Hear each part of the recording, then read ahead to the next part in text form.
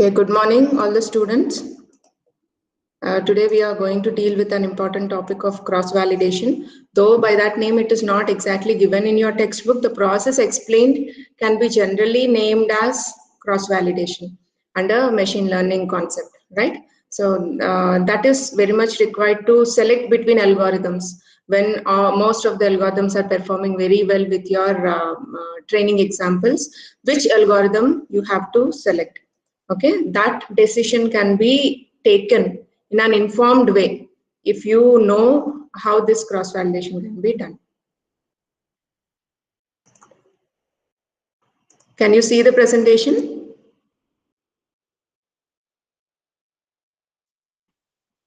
Okay, in the last class we dealt with the concept of how to calculate the difference in error of two hypotheses. For that we have taken D as the difference between true errors and D cap as the estimation of difference between sample errors. Okay, and we try to minimize the difference between this D and D cap in order to get a more generalizable machine learning model. Now, in today's class, we are going to see how to compare learning algorithms. Say not one algorithm is sufficient in order to fit your data to perform better with unseen data. So you have to select, you have to fit your data with different types of algorithms and check which one is performing the best. Say if you are trying to predict the sale price of a house, in that case, you are trying to predict some continuous value. You are trying to predict some numerical value.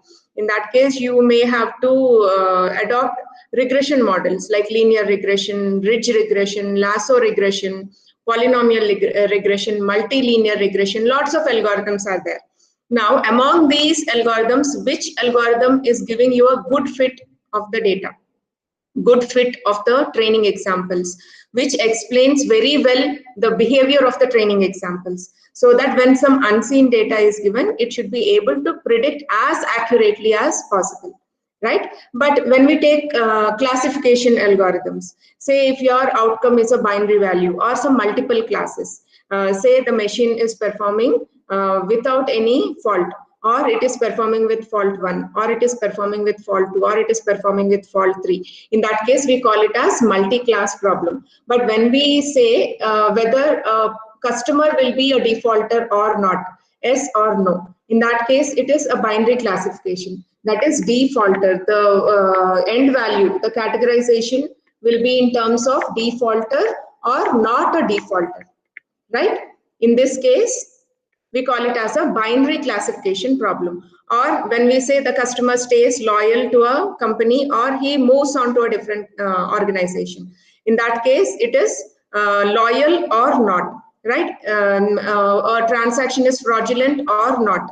In that case, when we are trying to categorize it into two classes, then it is called as binary classification problem. Did you understand this now?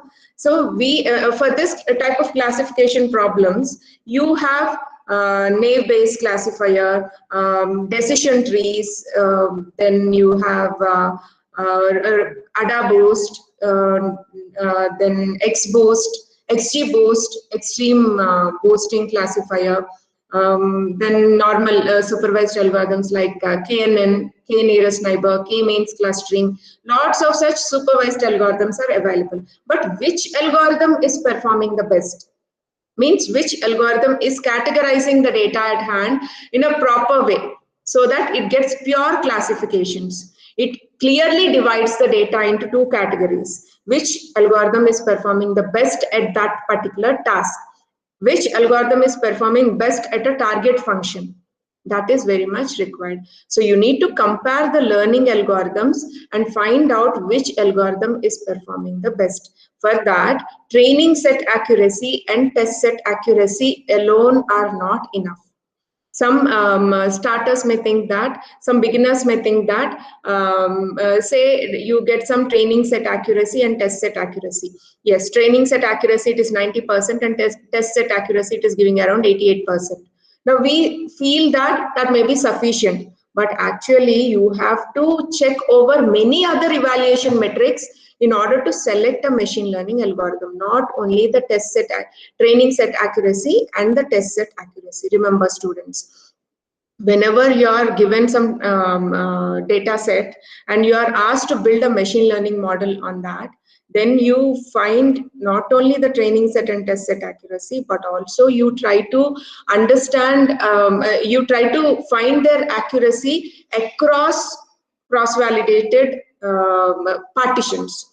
Okay, so you divide the same data set into different parts and take one part as test set and all the remaining parts as training set. Again, in the next iteration, you select a different part as test set and all the remaining parts as training set. This makes the data set undergo training as well as test phases uh, completely, so that you can develop a model which is not biased. Okay, so that if you have most of the deciding factors in the test set or only in the training set, in that case your machine learning model's accuracy may be biased, its performance may be biased. But if you make the data set undergo complete data set undergo both training as well as testing phases, in that case you will get a best performing model, unbiased estimate of the performance of the model. Unbiased estimate means it is not biased towards some training examples or towards some test examples. It is unbiased. There is no partiality in the performance. Okay, so that I'll explain more clearly. I'm just giving you an overview of the concept. Now I'll start explaining by taking some examples so that you will understand better. Now, machine learning experts may be interested in comparing the performance of two learning algorithms. Let us denote two learning algorithms as LA and LB. Okay, first learning algorithm, say it is taking up the algorithm by the name A, and second learning algorithm, second learning model is taking up by the algorithm B. Say in the first case it is multi-layer perceptron.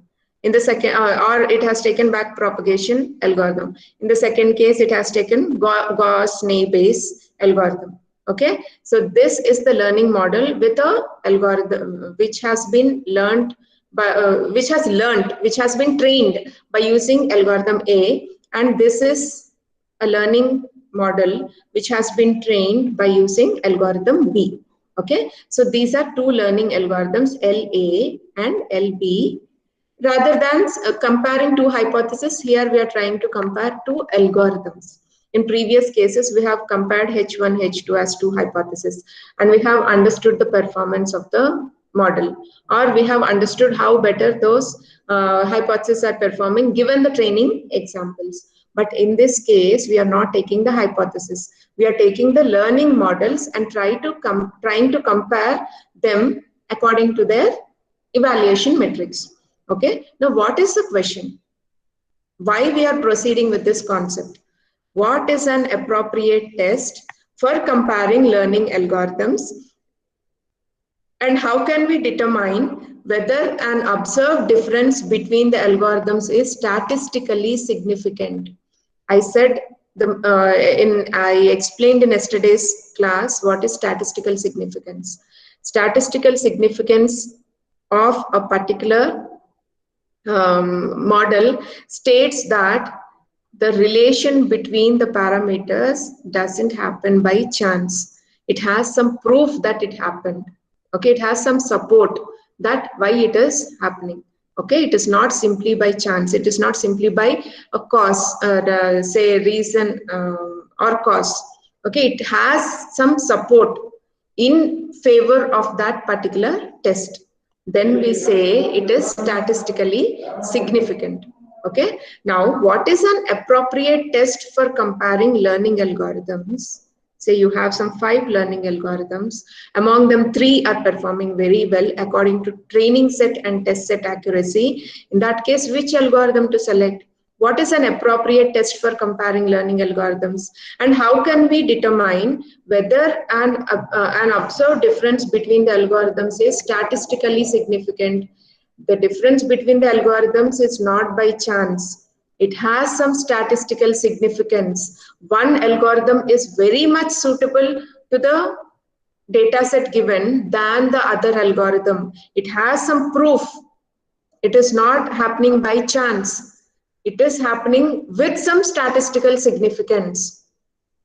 Okay, now how to compare them, how to measure them, how to determine that this observed difference between the algorithms, learning algorithms, is statistically significant. Okay, that we are going to see today. Now we begin by specifying the parameter we wish to estimate.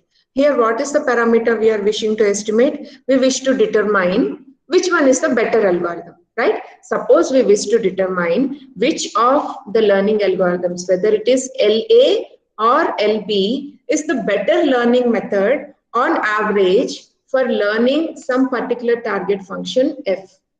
Be it a regression task, be it a classification task, but at learning this target function, which learning model is performing the best?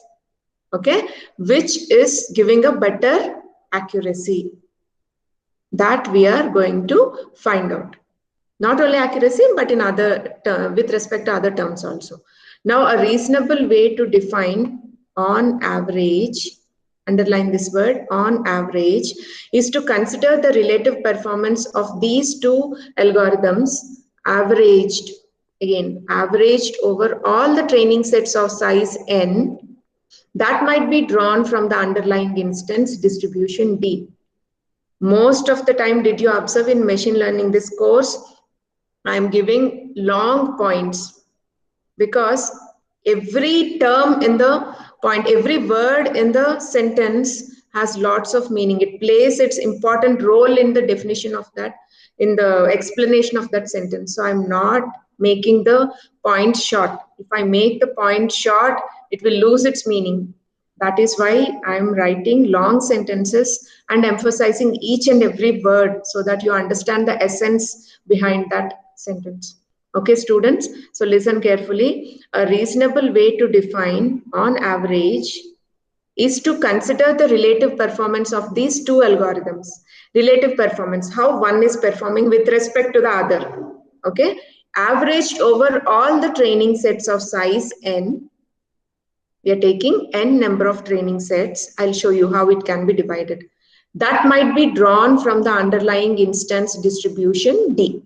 We assumed that when training examples are drawn at random independently to make a sample, say your training set has some 2 lakh or 3 lakh data points. In that case, when you are performing this training, when you are training the machine learning model, you pick them, you pick the data points into training set and into test set randomly. You don't say that first 80% should be in the training set and last 20% should be in the test set. No, you are picking each of the training examples randomly so that they fall independently. We are picking them independently and randomly so that they some random instances fall into training set and some random instances fall into test set. Okay, now you know what is training set and test set, right? You train the machine learning model using the training set. Now it gives some accuracy.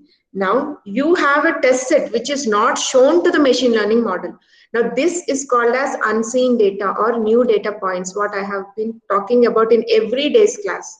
Now this test set is handed over to the machine learning model that is already trained on the training set, and it is asked to predict those test set labels. Test set labels are hidden and only the attributes are given. Now when the attributes are given, it will try to predict the labels. Now the existing labels of the test set and the predicted labels are compared. Say out of 20 data points, it is predicting 15 data points correctly. In that case, we say it is performing with 75% accuracy. Got it? Out of 20, if it is predicting 15 of them correctly, then we say that the test set accuracy is 75%. Did you understand? That is what we mean by training set and test set. Training set is used to train the machine learning model. Test set is used to validate the machine learning model. Check whether it is generalizable with the new data or unseen data by handing it over the test set and validating it, seeing how good it predicts the test set labels. Did you understand now? Now, read this again. A reasonable way to define on average, we are taking the average over all n training data sets. All n training sets. Okay, so a reasonable way to define on average is to consider the relative performance of these two algorithms average over all the training sets of size n that might be drawn from the underlying instance distribution D. The underlying distribution is assumed to be the same. You don't have outliers. Now, when I'm taking college students' data, do I have patients' data in the middle? No, they are from the same distribution. They are from the same environment. They are drawn, but they are drawn randomly and independent of each other. The draws are independent of each other. Means picking up one training example doesn't influence the selection of next draw, next picking of the data point into the sample or into the training set. Okay, so this underlying instance distribution D means they are assumed to follow a distribution. They are assumed to have a distribution, underlying distribution, same distribution. They are said to come from same distribution. Okay, that is D. Now, in other words, we wish to estimate the expected value of the difference in their errors. So we are trying to find out what is the error with the first learning algorithm. What is the true error? Did you notice this? Error D means what? True error. What is the difference between the true error of the first learning algorithm and the second learning algorithm? What is the estimated value of the difference? What is the expected value of the difference in their true errors of those two machine learning models? Now, what do we mean by this? S is subset of D means the sample drawn is from the same distribution D, from the same underlying distribution D. That is why it is given as S drawn from D, S subset of D. Means S is having the same distribution as D. S is picked from the same distribution, from the dataset having the same distribution D. Got it? So why we are using E here? It is the estimated value or the expected value of the difference, true errors, the difference of true errors of the two learning algorithms LA and LB. So what is your objective here? We are trying to calculate the true difference between true errors of those two learning algorithms. If you are able to know that difference, we can compare them and see which one is performing the best. Got it? So here I just mentioned what each term is denoted, what each term denotes, where L of S denotes the hypothesis output by learning method L. When given the sample S of training data, where the subscript here S subset of D indicates that expected value is taken over samples S drawn according to the underlying instance distribution D. Okay, this is simply represented like this. I'm reading this representation again. It is the expected difference between the true errors of each of the learning algorithms we are comparing, given that it is trained on the sample S drawn from the distribution D. Am I clear now? Now, the above expression describes the expected value of the difference in errors between learning methods LA and LB.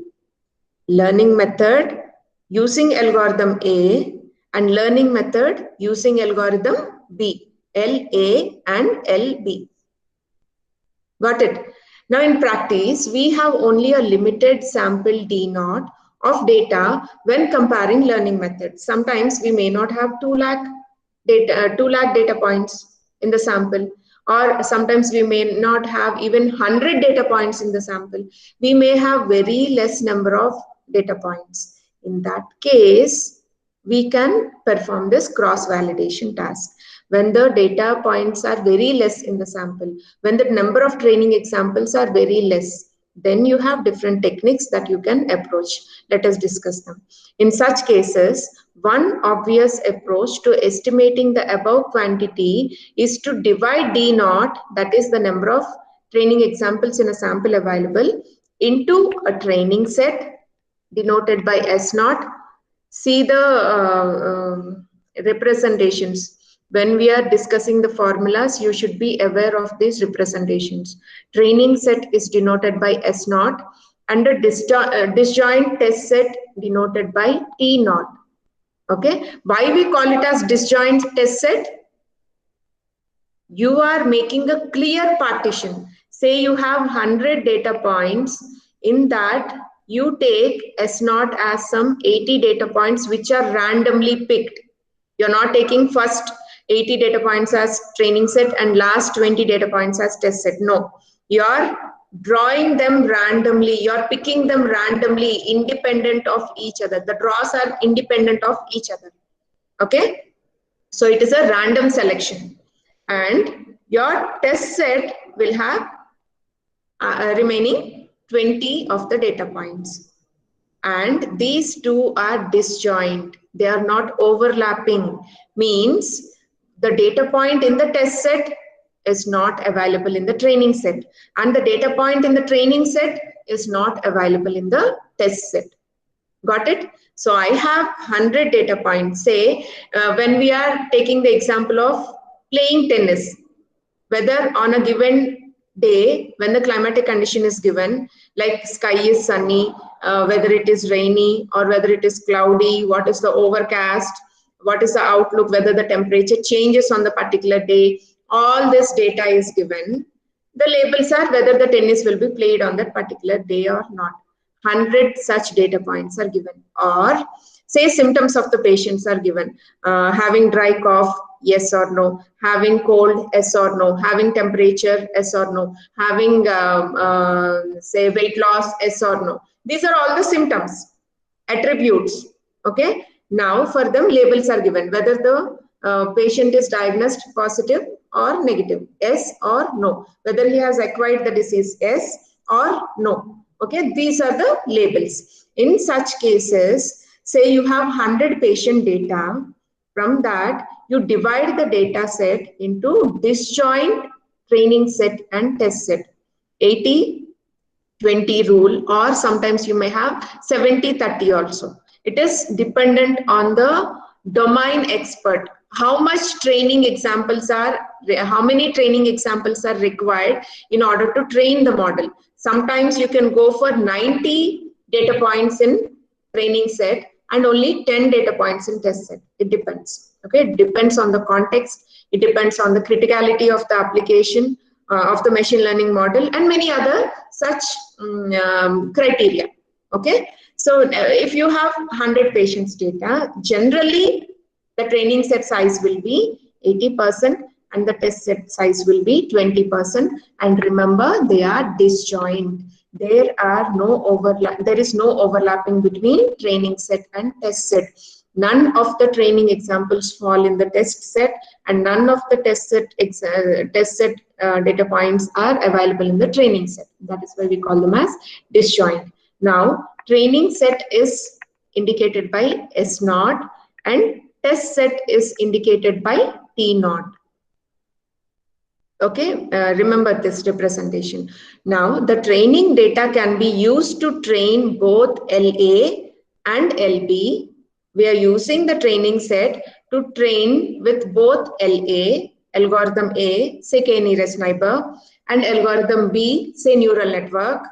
And the test set can be used to compare the accuracy of two learned hypotheses. Now, training is done. You have some training set accuracy. Now, how to validate them?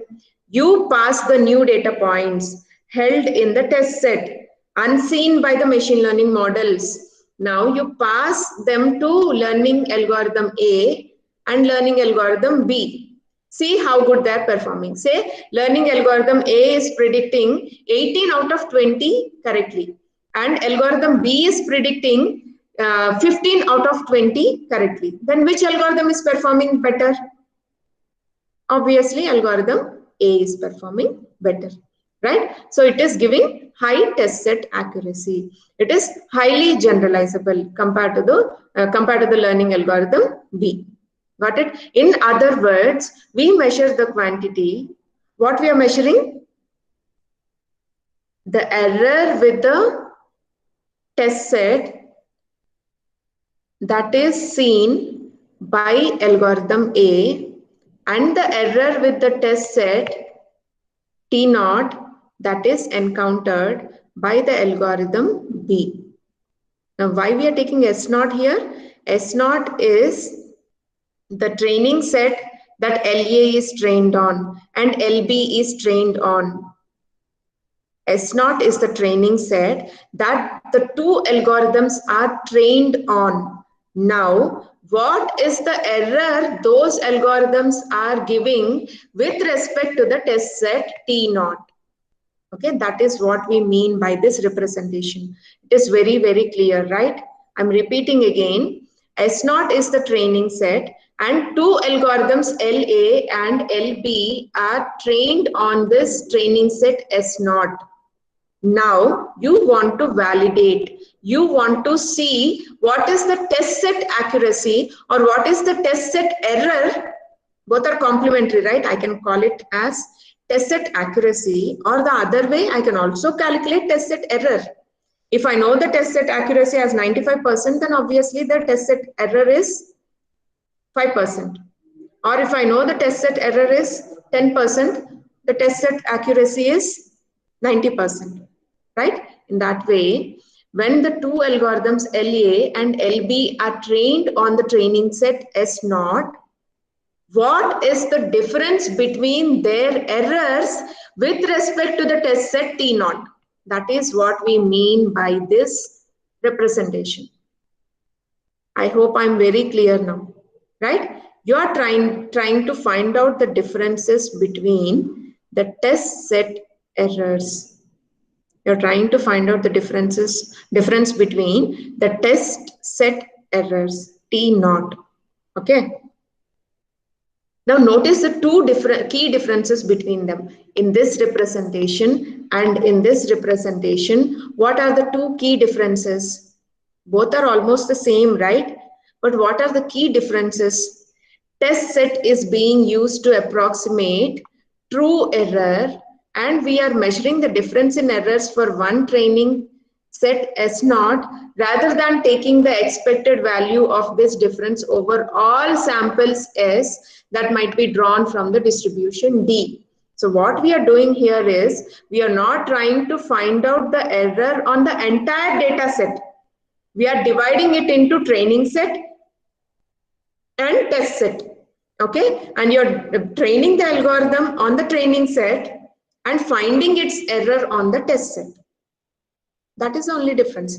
Here you are just training them on the entire sample, but here you are training it on the partitioned training set and calculating the error on the test set, T naught. Okay, that is the only difference. You can adopt this approach or this approach, but this approach will turn out to be more efficient. Why? Because you're trying to validate your machine learning model with some unseen data, that is T naught. In this case, you're not doing that. Got it?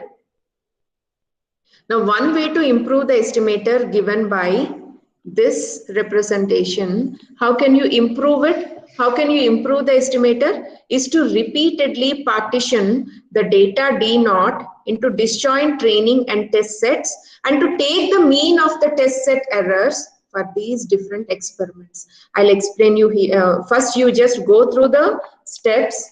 I'll explain how these steps are done with a figurative example and again come back and understand the procedure so that it will be more easily understood, right? So one way to improve this estimator is, what is our approach? To repeatedly partition the data D naught, divide it into different parts, into disjoint training and test set, and take the mean of the test set errors for these different experiments. Just keep it in your mind, I'll explain clearly. This leads to the processor shown in the table for estimating the difference between errors of two learning methods based on a fixed sample D naught of available data. Now see the procedure, then we'll come back again. Partition the available data D naught, say you have 100 data points, into k disjoint subsets. Divide them into say 10 disjoint subsets, each containing 10 training examples.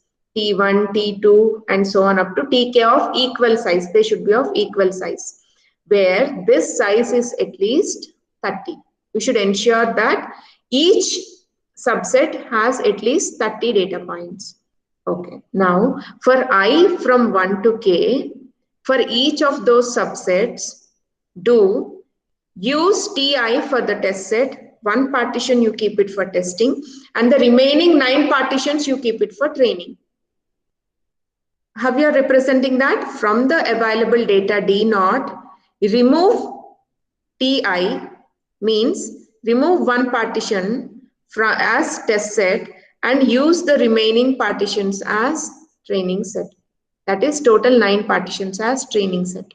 Now train algorithm A on this training set, that is your hypothesis learned on the algorithm A, and train algorithm B on this training set Si, that is the hypothesis learned by using algorithm B. Now the difference between these two hypotheses will give you delta I.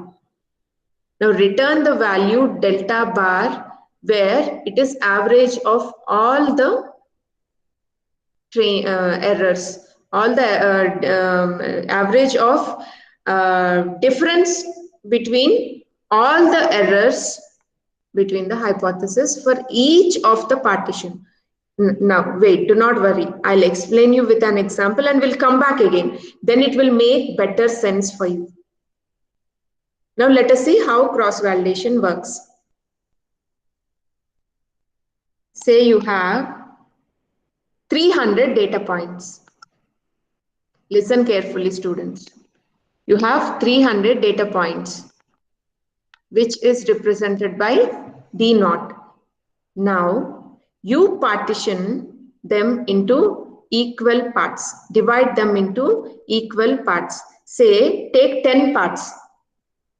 1, 2, 3, 4, 5, 6, 7. 1, 2, 3, 4, 5, 6, 7, 8, 9, 10. Okay, 10 parts. Now, when 300 data points are divided into 10 parts, each part contains how many data points? 30 data points, right? Now, among them, take this as the test set, T naught, and take all the remaining parts as the training set, S naught. Okay, in the first iteration. Now take again in the second iteration, divide them into, already they are divided into 10 equal parts.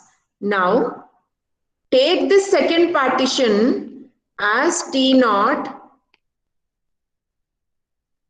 and all these partitions, remaining partitions as S naught. In the next iteration, among those 10 partitions, take the third part as the training set T naught and the remaining parts as, take the third part as test set and the remaining parts as training set. Okay, so each time what you're doing, in each iteration what you're doing, one partition you are taking for testing and all the remaining 9 partitions you are taking for training. Did you understand now? Now in every iteration, so this will undergo how many iterations totally? 10 iterations. Now out of this 10, through these 10 iterations, each part of the data set is undergoing training as well as testing. Okay, now each iteration will give you training set error and test set error, T naught, error associated with S naught, and error associated with T naught. Right? Again, in this second iteration, you will get training set error and test set error. Again, in the third iteration, you will get training set error and the test set error. Now you take average of all these test set errors across these 10 iterations. That will give you the error across across the entire data set. You're taking the average of test set errors of all these 10 iterations. That will give you the entire data set's test set error. Got it? Now we'll go back. Now see this. Let us see the procedure once again. This leads to the procedure shown in the table for estimating the difference between errors of two learning methods based on a fixed sample D naught of available data. Now your available data is D naught. It is partitioned into K is dependent on the machine learning experts' interest. It can be 10 partitions or it can be 20 partitions, but see that minimum 30 data points lie in each partition so that the error calculation that you draw will be reliable. Okay, so you make 10 partitions if you have 300 data points so that every partition contains 30 data points. Now, in each iteration, one partition will undergo testing and remaining 9 partitions will undergo training. Now, after all the 10 iterations, you have some measures of test set errors. Add them up, average them. That will give you this delta bar. Let us see each of the steps once again. Partition the available data D naught into K disjoint subsets. How many subsets we are making here? 10 subsets. T1, T2 and so on up to Tk of equal size. Remember, they should be of equal size, where this size is at least 30. We are ensuring that it is having sufficient amount of data in each partition to perform this cross validation. Right? Why we are calling it as cross validation? Because each partition will undergo testing to perform the validation. That is why it is called as cross validation. Now for I from 1 to K, we are taking each of the partition into I and performing some operation on it. Okay, for that we are taking the iterator I. For I from 1 to K, from first partition to the last partition, what you have to do? Use Ti, one partition, for the test set. Say the first iteration, first partition is the test set. In the second iteration, second partition is the test set. In third iteration, third partition is the test set. Use Ti for the test set and the remaining data for training set Si. Okay, all the remaining 9 partitions to be Si. Now, how Si is prepared? From the available data D naught, if you remove the partition that is taken for test set, it will give you the remaining training set, remaining 9 partitions as the training set.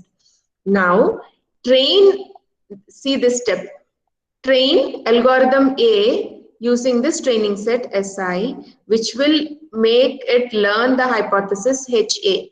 Now, train another algorithm, train using another algorithm, train a machine learning model using another algorithm B on this training set Si, which will make it learn another hypothesis HB. Now, what is the error Ti? Means, what is the test set error associated with HA with partition I? Ti means test set with first partition, I equal to 1. Test set when second partition is taken. Test set when third partition is taken.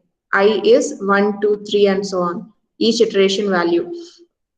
Right? Now error Ti of HA indicates this test set's error, this partition's error associated with this particular partition with respect to HA, first learning model, and with respect to HB, second learning model. What is the difference between the hypothesis? That is taken as delta I. Now return delta bar. What is this delta bar? Average of all these delta I. That is indicated here. Did you see? Sigma I equal to 1 to k. For every partition, find out delta I. That is the error difference in the errors between the two hypotheses with respect to the test set. Take that sum, take the average divided by k means number of partitions. Take the average and that gives you the average test set error across all the partitions.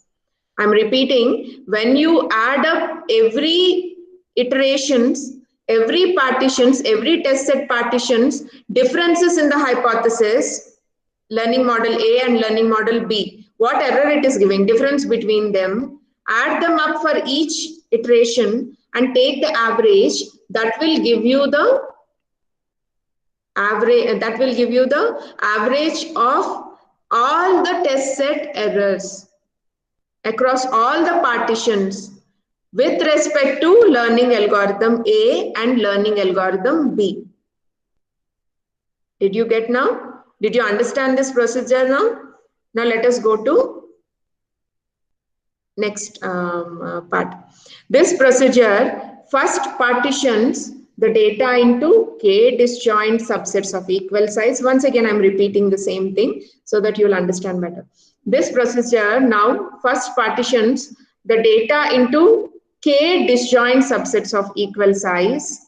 Here 10, k is equal to 10, where the size is at least 30. Ensure that the sample size will not go below 30. Okay, now it then trains and tests the learning algorithms k times. It is testing on the first partition, second partition, third partition, k times. It tests k times using each of the k subsets in turn as the test set and using all remaining data as the training set. That is what we discussed, right? In this way, the learning algorithms are tested on k independent test sets. There is no overlapping between the test set. All are clear partitions, and in each iteration, one partition is taken as the test set. Okay, so in this way, the learning algorithms are tested on k independent test sets, and the mean difference in errors delta bar. Mean difference means the average of the differences between the learning algorithms taken on each test set. Okay, the mean difference in the errors delta bar is returned as an estimate of the difference between the two learning algorithms. Is it clear? Still, if you don't understand, after the class, just go through the steps according to the cross-validation task I explained, you will clearly understand.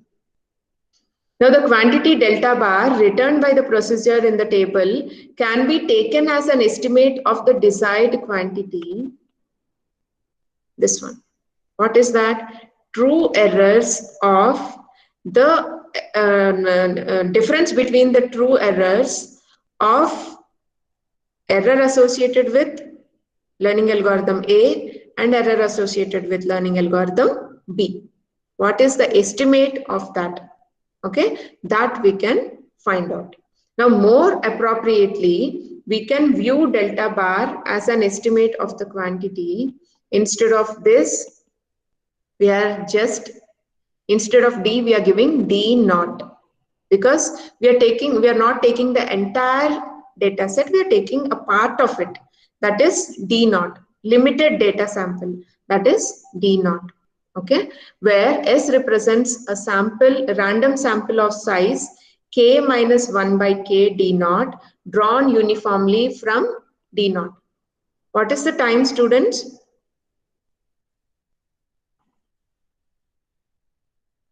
What is the time?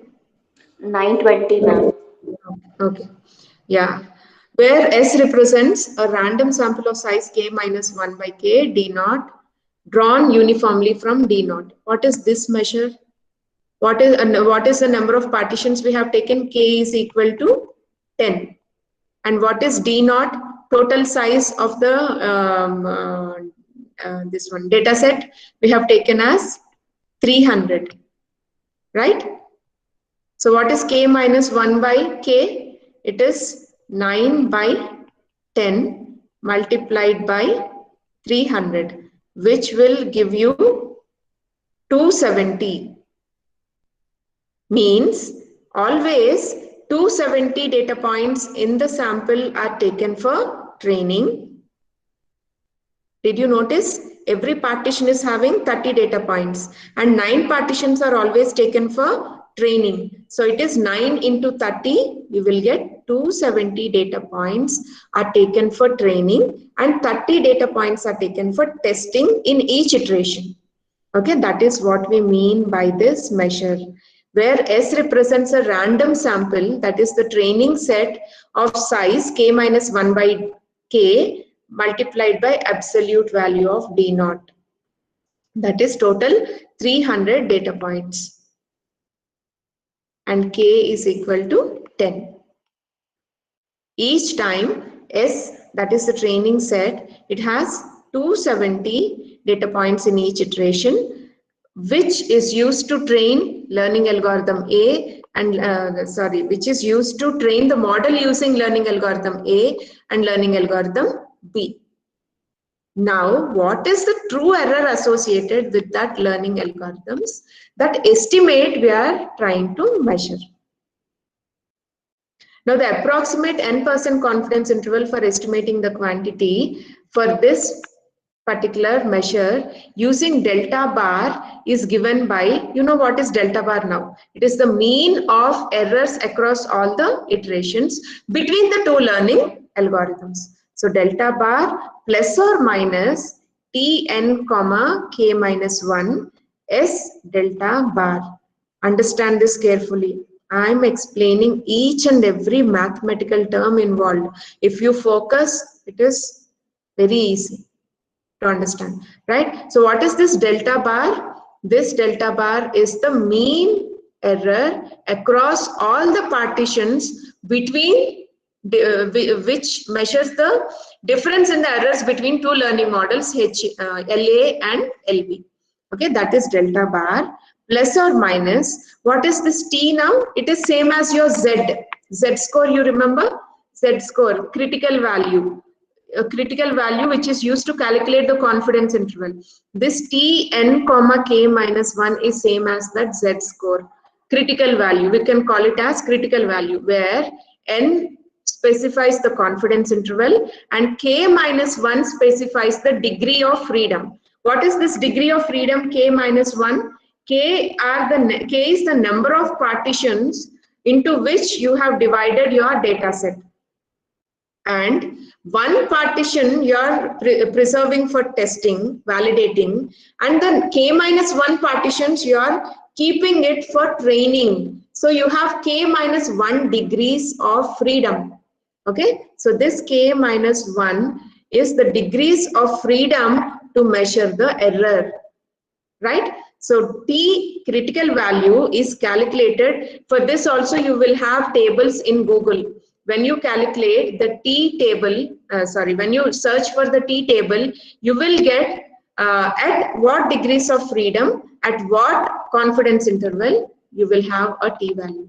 It will be taken as a table. All the degrees of freedom, K minus 1, K minus 2, K minus 3, or simply they will be given as numbers at degrees of freedom 1, 2, 3, 4, 5, at confidence intervals 80%, 90%, 99%.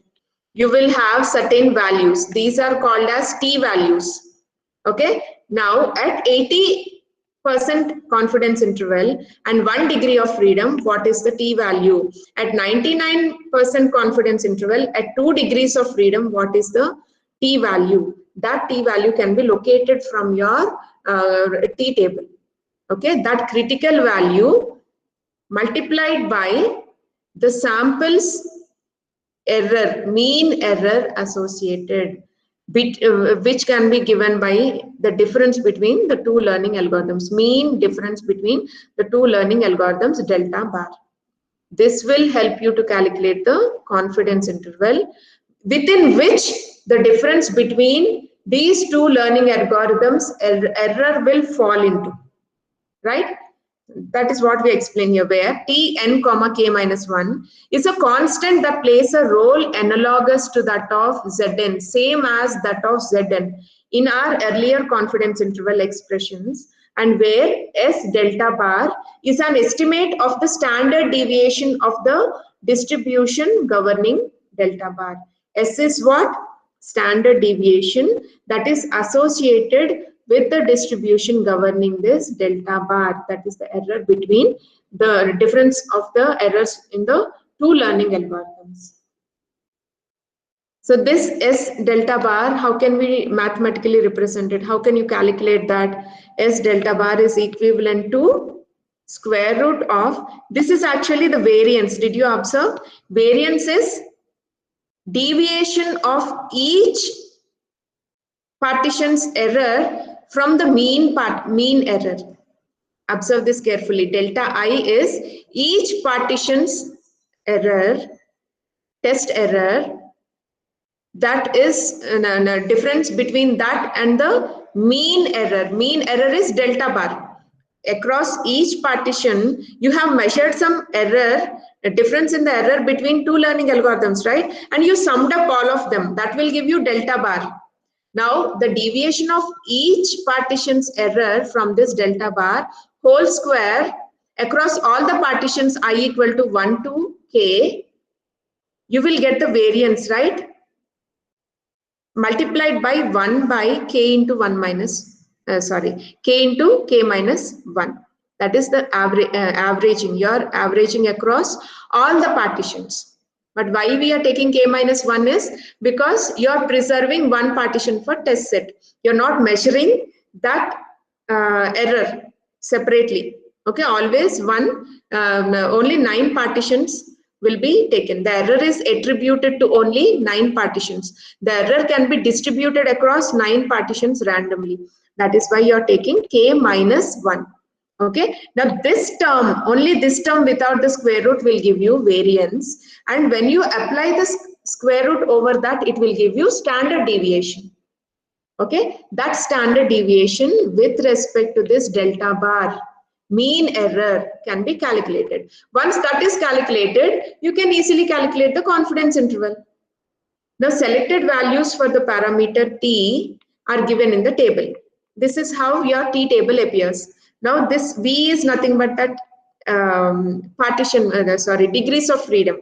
Let us take this v as degrees of freedom. Degrees of freedom means if you have 2 variables, if you have 5 variables, if you have 10 variables, among that over which you can distribute the error. In this case, we can distribute the error for k minus 1 partitions. In the same way, if you take v as degrees of freedom, if the degrees of freedom is 2, if the degrees of freedom is 5, if the degrees of freedom is 10, for each of the confidence interval, what is the t value? I'll read this table, listen carefully. At 90% confidence interval and 2 degrees of freedom, the t value is 2.92. At 99% confidence interval and the degrees of freedom as 120, what is the t value? 2.62. This is how you need to locate the t value in the t distribution table. Right? Now, notice that as k tends to infinity, means in this case v we are denoting as degrees of freedom in the table, but actually we are dealing with that term as k in our problem, number of partitions.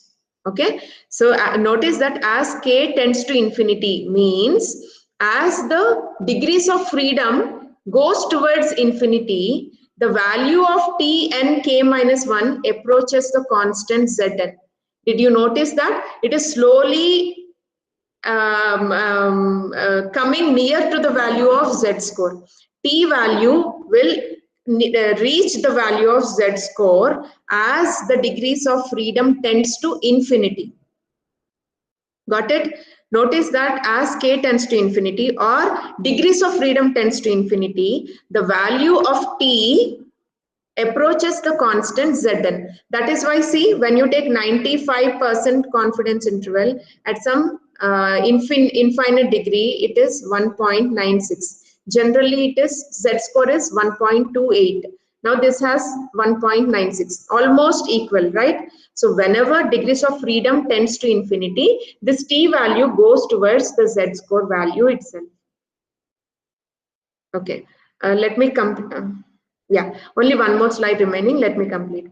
Note the procedure described here for comparing two learning methods involves testing the two learned hypotheses on identical test sets. Here we are taking identical test sets. In both the cases, test sets are the same. But we are testing two different hypotheses on the same test set. Here we are taking two different hypotheses and testing them on the same test set. Okay, this contrasts with the method for comparing hypotheses that have been evaluated using independent test sets. There would be another method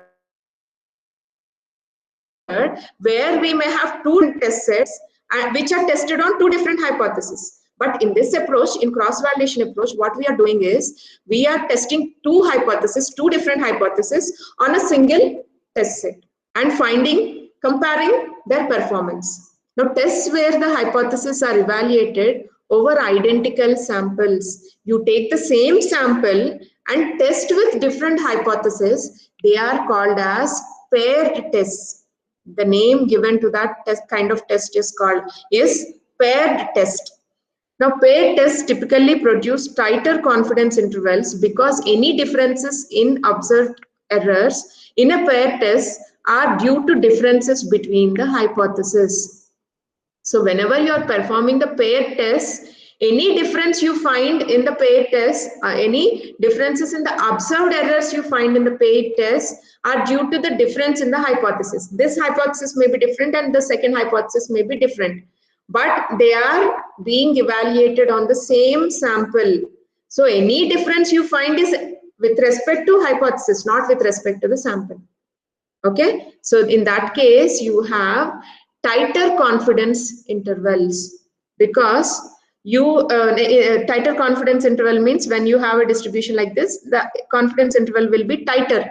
It may be only 75% or it may be only 70%. It is not as large as 95%.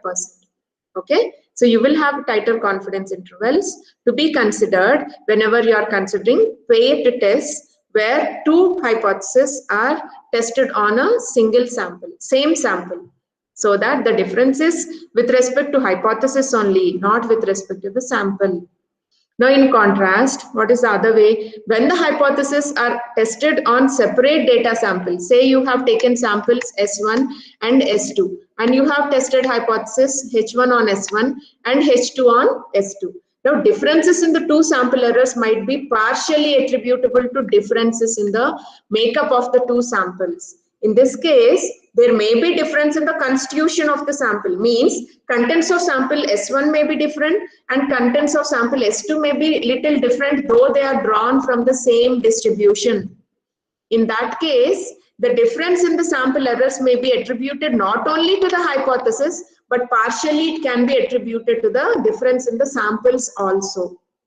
So whenever you are performing this pairwise test, you have to see whether the hypothesis is tested on a single sample, same sample, or whether the hypothesis is tested on different samples, so that you can understand why the difference in the sample error is actually existing, whether it is with respect to only hypothesis or whether it is with respect to hypothesis as well as the samples.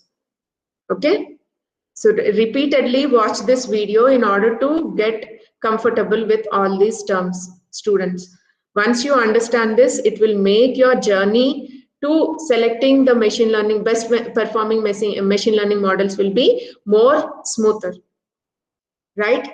In the next class, we'll deal with paired t-tests and practical considerations. And that will complete this hypothesis testing chapter. And later there are two more small concepts like reinforcement learning and instance-based learning that will complete in another 4 sessions. Now, can you quickly answer what is true error? True error is associated with the sample or the larger population?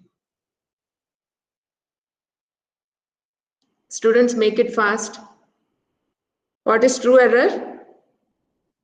Error in population, ma'am. Error associated with a larger population. Error associated with unseen data. Machine learning models, error associated with unseen or new data points. That is drawn from the larger population. Now, what is sample error? Error associated with sample population.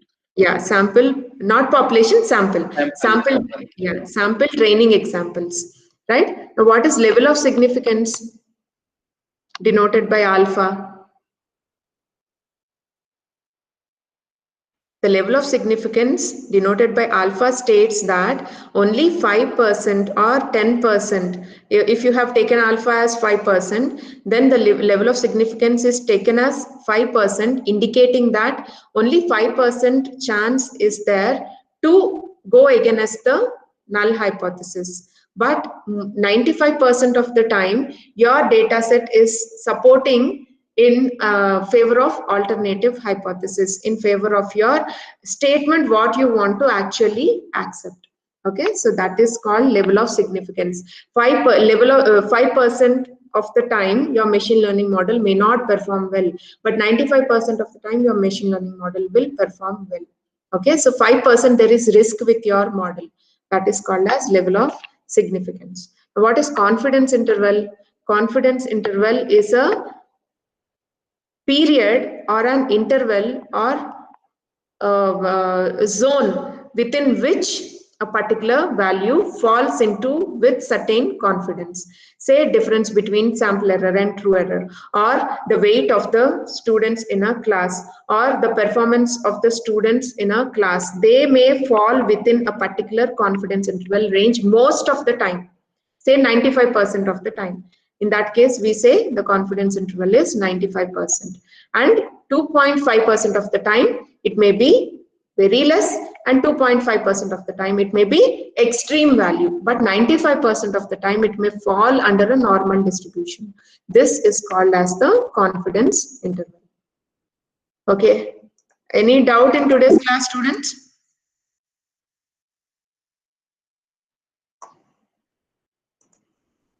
No, ma'am. Okay, then we'll meet in the next class with the upcoming topics.